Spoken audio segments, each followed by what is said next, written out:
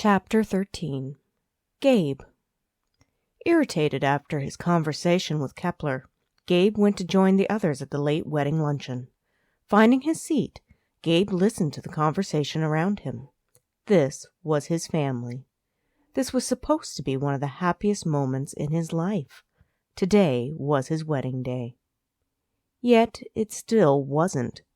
Brittany was missing from the chair at his side. An empty seat stood as a reminder of what he had lost. Not that he was giving up. He had plans to do whatever it took to win Brittany back. All sorts of grand gestures to convince her to take a second chance at love with him. He had spent the better part of the past few days soaking blisters and making lists. He could admit it, if only to himself. Gabe wanted Brittany to love him. He wanted her back in his life forever. Gabe had messed up. He had pushed her away for years when he could have been happy with Brittany. He had let ego and pride get in the way. Gabe had behaved stupidly. Now she had pushed him away, and he wasn't certain he could undo the damage. It left him with a hollow feeling, one he wasn't used to and didn't like. He had not made his father's ultimatum. Gabe had failed to get married by the appointed hour today, and so his inheritance, his job, and his condo were gone. Somehow it paled in comparison to not having Brittany around, nagging him, feeding him, and just generally being there, making all those lists she was famous for. He missed her. Dragging his thoughts away from Britt, Gabe surveyed his family, who seemed to be having a good time. There was an empty chair beside Marshall as well, but his brother didn't seem to be worried at all. Marshall was relaxed, chatting and smiling with the group. "Hey, Marshall, where is your bride?" asked Everett with some amusement. "Is she hiding from you?" "She's getting ready with her family," Marshall responded patiently. "If you would all enjoy your lunch, you will experience the second wedding with her traditions." "2 weddings?" asked Aunt Marion, surprised. "The first wasn't enough?" "We're honoring her traditions as well," smiled Marshall.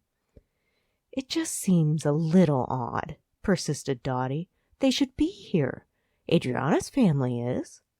Gabe glanced over to see a pained Parker trying to make out what one of Adriana's uncles was saying. Parker looked confused, no doubt by the heavy accent the man had.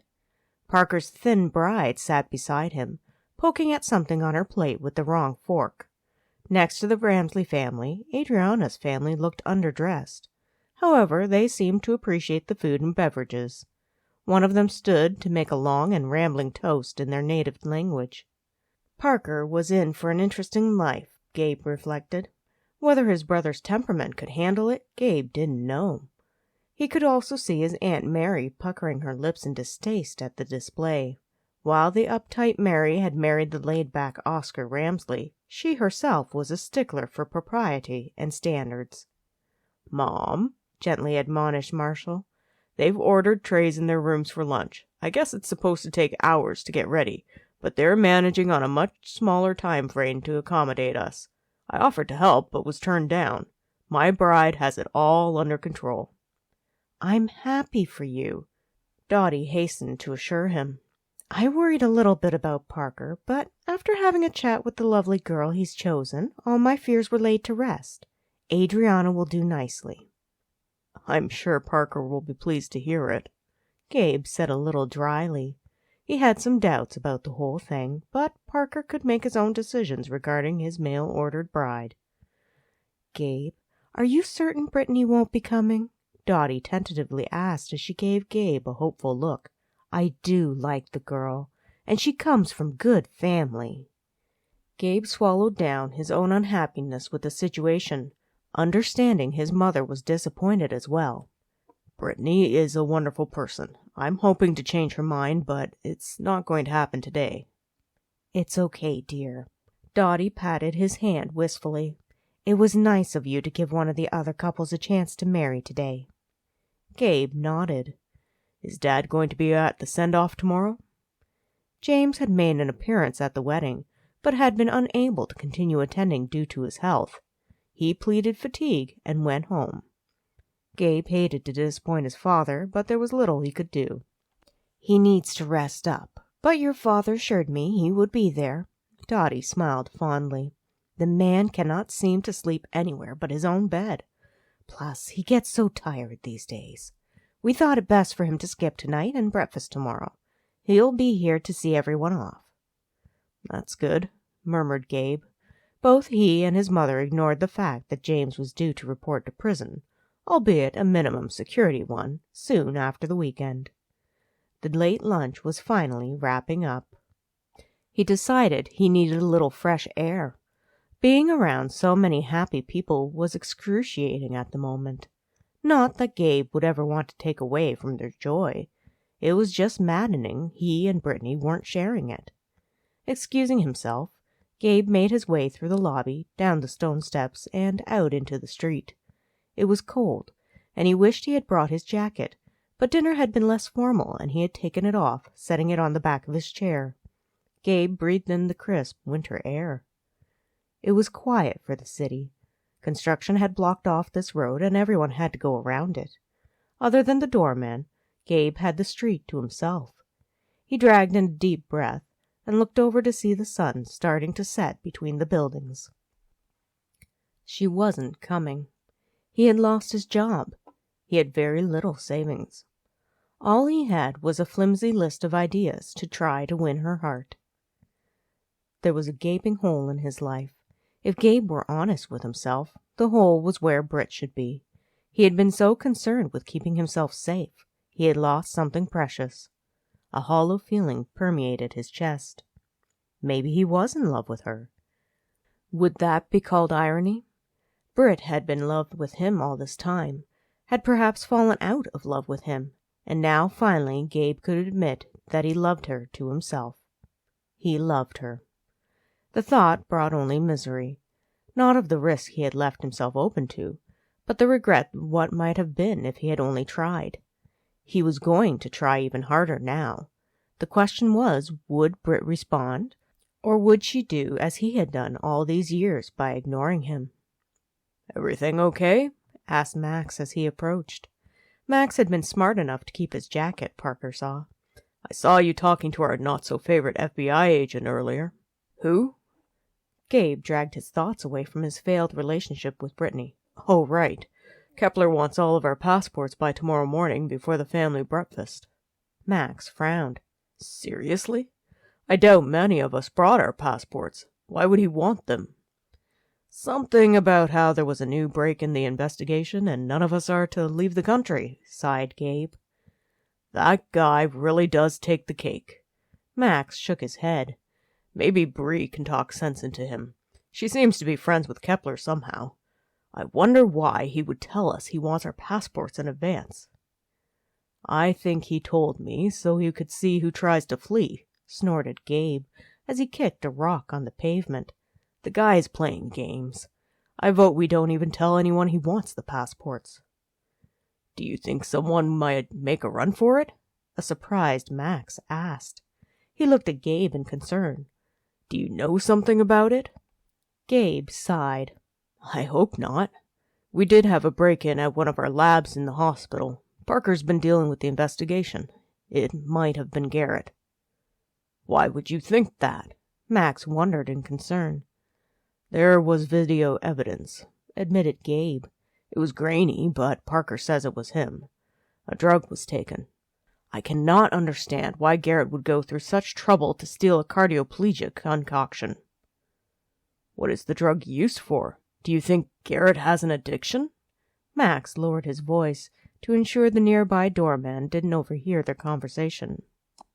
"That's the thing. It's not a drug which gets anyone high," explained Gabe. "It's a chemical agent which contains potassium ion. We use it in an operating room to stop the heart during heart surgeries." "Has anyone spoken to Garrett about this yet? Maybe it wasn't him," ventured a hopeful Max. "It's Garrett. He got a key card and a code somehow. Parker is going to talk to him since he's now the head of the Ramsley HMC, shrugged Gabe. "Hopefully it was just some big misunderstanding.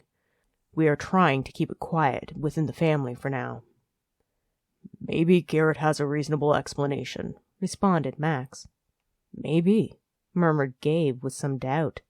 There was no reason Garrett should be taking anything from one of the family hospitals. However, Gabe didn't think his cousin was up to any good. A woman caught his eye. There was a brunette walking at the cross street. Gabe's eyes followed her, but in his heart he knew she wasn't Brittany. "How are you holding up?" quietly asked Max, revealing the real reason he had followed Gabe outside. "You know, losing your position with Ramsley HMC and not marrying Brittany." "I can get another job," shrugged Gabe. "As for Britt, I can only hope our relationship isn't beyond repair." "Gabe, the mighty has fallen." Max gave a low whistle. "I wasn't sure I would ever see the day." "I'm going to win her back," murmured Gabe, ignoring Max's jibe. "I recommend groveling," a sympathetic Max advised. "Flowers can help too, or candy. Really, anything she likes is a good start. Promise things, but not if you don't plan to deliver on them. Did I mention groveling sometimes works?" Somehow Gabe didn't think it would be easy. He wasn't charming like Max, and Brittany had been pretty clear in voicing she wanted to be left alone. "Do you mind going back inside? I would like a few minutes alone to think." "Sure thing, but if you need more advice, just call." Max nodded agreeably. He gave Gabe a pat on the shoulder before returning to the hotel. It was just Gabe and the doorman again. A couple of pigeons cooed nearby. Gabe sighed, feeling the weight of the entire world settling on his shoulders. How long he stood there contemplating the sunset, Gabe didn't know. A movement caught the corner of his eye, and he looked as a car pulled up at the construction barriers at the end of the street. Squinting against the sunlight, Gabe could see someone in a tux exit the vehicle, holding the door open for a woman in a blue-colored dress. Someone who was late to the wedding weekend. Or trying to crash it, Gabe surmised. Then again, maybe he was being cynical. It was a big hotel. There could be other weddings happening. Then the woman in the blue dress put a couple of bouquets in the man's hands. She turned and helped the dark-haired woman who was wearing a white dress out of the car. The blue dress woman fussed over her hair, took back the bouquets, handing one to the woman in white. The trio started walking toward the hotel. Gabe's heart skipped a beat as he recognized Brittany. He stood frozen, watching as she and Tara approached. It seemed almost unbearable to breathe. Gabe had been looking for Brittany all day, trying to spot her in the crowd, and there she was, coming towards him. He nearly worried that his mind was playing a trick on him. "Britt?" He managed to croak in disbelief. Hope started to rise within him. Brittany stopped within a dozen feet of him. A tremulous smile graced her lips, uncertainty in her eyes. "I saw the house. It's beautiful." Gabe had spent the better part of the past week making sure renovations and decorating the house they had bought together was done to perfection. He had hoped the gesture might make Brittany realize he was serious about being with her and wanted a future together. Brittany, Gabe, and the baby she so much wanted. "I compromised on the shower." Gabe cleared his throat, feeling nervous. "Did you like the yard?" "I like the yard the best," replied Brittany, "especially the treehouse." Gabe had an uncertain smile. "I thought you would like the pantry the best." "The pantry was a surprise," nodded Brittany. "You had to reduce your office." "It was worth it," Gabe stated firmly. "If it made you happy, then it was definitely worth it." Brittany pleated her dress with her fingers. "That's why I'm here." "The pantry?" questioned Gabe. "No." Brittany had a little laugh. "You compromised to make me happy. The shower and the pantry were proof. Then there was the backyard. I met Tom. He told me all about the hard work you and he did to make the backyard happen." "The ornamental tree is crooked," muttered Gabe. "No matter which way I try to angle it, it's always crooked. I'm sorry it wasn't done professionally. I'm sure a landscaping company could have done a better job, but I couldn't get anyone on short notice after the company I had was double booked." "I love it more because you did it," confessed Brittany. "I love you more because you proved you can be an equal part of this relationship. You made the house a home for us.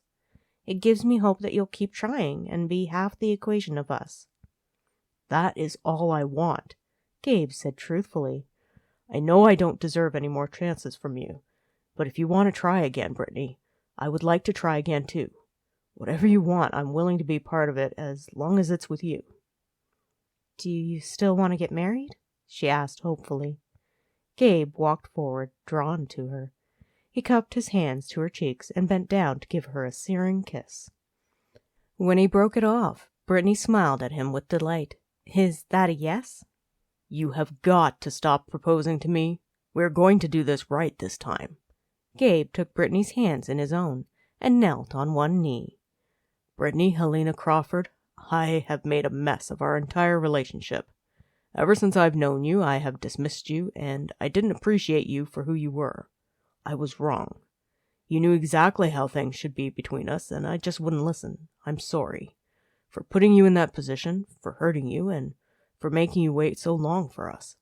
I'm going to change. I have changed. From now on, you are the most important person in my world. I promise to do whatever I can to make you happy. You were right. We do belong together." Gabe gave her hands a squeeze and took a deep breath to try to overcome the small pit of anxiety in his stomach. He was ready for this confession, Gabe realized. He was ready to risk everything, as long as it was with her. "Britt, I love you. Will you marry me?" A joyful Brittany nodded, as happy tears formed in her eyes. Grinning, Gabe stood, sweeping Brittany off her feet and into his arms, twirling around on the street. Thank you for listening to this chapter of The Wedding, Book 10 of the Ramsley Brothers series. If you enjoyed it, you can look for my other books and audiobooks on Amazon. Thank you and happy listening.